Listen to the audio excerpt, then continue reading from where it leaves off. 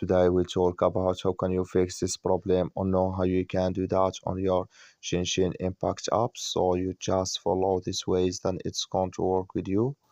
So all you have to do, you just click here on settings here, just click on it.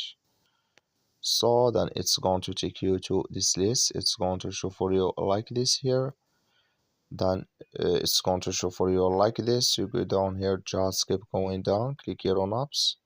You come to apps list here, and there you're looking for Genshin Impact app, or just click on search. Then here add Genshin Impact, just click on it. You come to next step here, you click here on for stop, click on OK.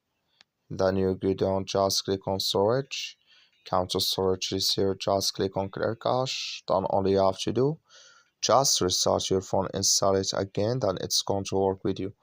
That's all you have to do. That's all. Thank you for watching. Don't forget to support us by liking and subscribe.